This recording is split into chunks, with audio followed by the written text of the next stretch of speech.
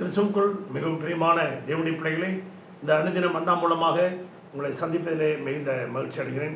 இன்றைக்கும் தியானத்துக்கு எடுத்துக்கொண்ட வேதவசனம் எபிரேயர் 12ஆம் அதிகாரம்.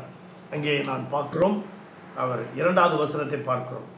அவர் தமக்கு முன் வைத்திருந்த சந்தோஷத்தின் பொருட்டு அவமானத்தை எண்ணாமல் சிலுவையை சகித்து தேவனுடைய சிங்காசனத்தின் வலது பார்சத்தில் வீற்றிருக்கிறார்.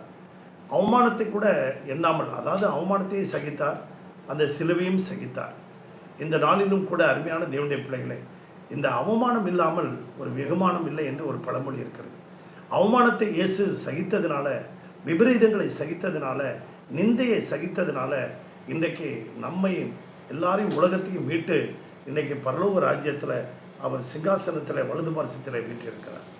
அப்படியாக அருமையான தேவனுடைய பிள்ளைகளை, பால்டிமோர் என்கின்ற ஒரு குட்டி தீவிலிருந்து ஒரு பையன் மைக்கேல்ஸ் பெல்ஸ் என்கிறவன், அவன் நீச்சல் போட்டியில் கலந்து கொள்ள வருகிறான். ஒலிம்பிக் போட்டியில் அங்கே பார்த்தால் அவன் அந்த நீச்சல் போட்டியிலே அவன் தோற்று போய் விடுகிறான். ஆனால் 8 தங்கப்பதக்கம் வாங்கின இவான் புரோக்கர் அவனை போய் சந்திக்கிறான். அந்த பால்டிமோர்லேருந்து வந்த அந்த தம்பி போய் சந்திக்கிறான், மைக்கேல்ஸ் சந்திக்கிறான்.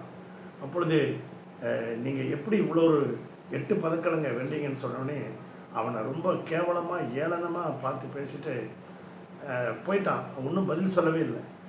உடனே அந்த மைக்கேல் இவான் புரோக்கருடைய ஃபோட்டோவை எடுத்துக்கிட்டான். ஃபோட்டோ எடுத்துக்கிட்டு வீட்டில் போய் மாட்டிட்டு தினந்தோறும் அவன் ப்ராக்டிஸ் பண்ணுறான். தினந்தோறும் 3 மணி நேரம் ப்ராக்டிஸ் பண்ணுறவன் இப்போ அந்த இவான் புரோக்கருடைய ஃபோட்டோ பார்த்தோன்னே 6 மணி நேரம் ப்ராக்டிஸ் பண்ணுறான். அவங்க அம்மாக்கிட்ட சபதம் சொல்கிறான், அம்மா, இந்த ஒலிம்பிக் போட்டியில் போய் அந்த இவான் புரோக்கரை நான் தோக்கடித்து 8 தங்கப்பதக்கங்களை வாங்கலைன்னா இந்த மண்ணை நான் தொடமாட்டோமா அப்படின்னு சபதம் போடுறான். ப்ராக்டிஸ் பண்ணுறான். டெய்லி 6 மணி நேரம் ப்ராக்டிஸ் பண்ணுறான். பண்ணி கடைசியில் ஒலிம்பிக் போட்டி போகும்போது 7 பதக்கங்களை வென்றுட்டான். 8வது தங்கப்பதக்கத்தையும் வென்று இவன் தான் முதலிலே வந்து விட்டான், மைக்கேல் பெல்ஸ். அருமையான தேவனுடைய பிள்ளைகளை, இந்த அவமானம் இல்லாமல் ஒரு வெகுமானத்தை பெற்றுக்கொள்ள முடியாது.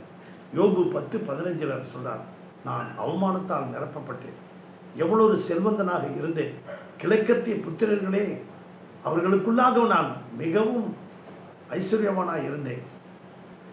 என் கால்களை கூட, என் பாதங்களை கூட நெய்யிலே கழுவினேன்.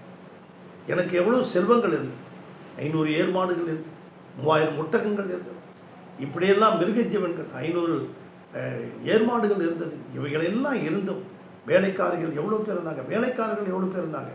ஆனால் ஒரு நாளிலே கர்த்தர் அனுமதித்ததினாலே நான் எல்லாவற்றையும் இழந்தேன். கர்த்தர் கொடுத்தார், கர்த்தர் எடுத்தார், கர்த்தருடைய நாமத்துக்கு ஸ்தோத்திரம் என்று சொன்னேன். அந்த சூழ்நிலையிலே கூட என் மனைவி கூட, இன்னும் உன்னுடைய உத்தமத்தில் உறுதியாக இருக்கிறாயா, உன் தேவனை தூஷித்து ஜீவனை விடுன்னு சொல்லி அவளும் என்னை பரிகாசம் பண்ணினான். அடுத்தது, என்னை பார்க்க வந்த நண்பர்கள் என்னை அவமானப்படுத்தினார்கள். என்னோடு உடன் பழகினவர்கள் அவமானப்படுத்தினார்கள். தெருக்களிலே போனவர்கள், என்னால் நன்மை பெற்றவர்கள் என்னை அவமானப்படுத்தினார்கள். என் வீட்டில் செய்த வேலைக்காரர்கள் எல்லாரும் என்னை அவமானப்படுத்தினார்கள். என்ன பாவம் செய்தாருன்னு தெரியல, இவர் இந்த அளவுக்கு தோளெல்லாம் சொறி சரங்கு இந்த அளவுக்கு இப்படி இருக்கிறாருன்னு சொல்லி கேவலப்படுத்துகிறாங்க. ரோட்டில் போகிறவங்க, சின்ன பசங்க பெரிய பசங்கள்லாம் கூப்பிட்டா கூட மதிக்க மாட்டேன்ட்டாங்க.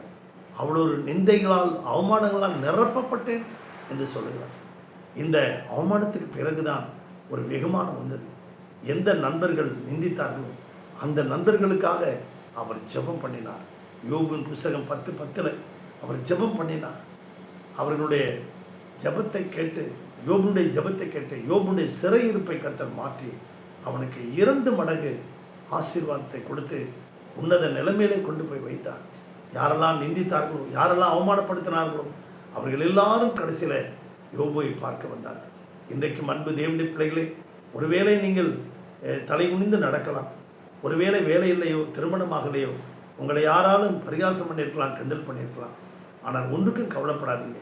இயேசு எல்லாவற்றையும் சகித்து அவர் உன்னதத்திலே பிதாவின் வலது பார்சலில் உட்கார்ந்திருக்கிறது போல யோசேப்பு எல்லா நிந்தைகளையும் அவமானங்களையும் சகித்து தேசத்துக்கே அவர் அதிபதியாக மாறினது போல இன்றைக்கு உங்களையும் உயர்ந்த அடைக்கலத்தில் வைப்பார் என்று விசுவாசிக்கிறீங்களா?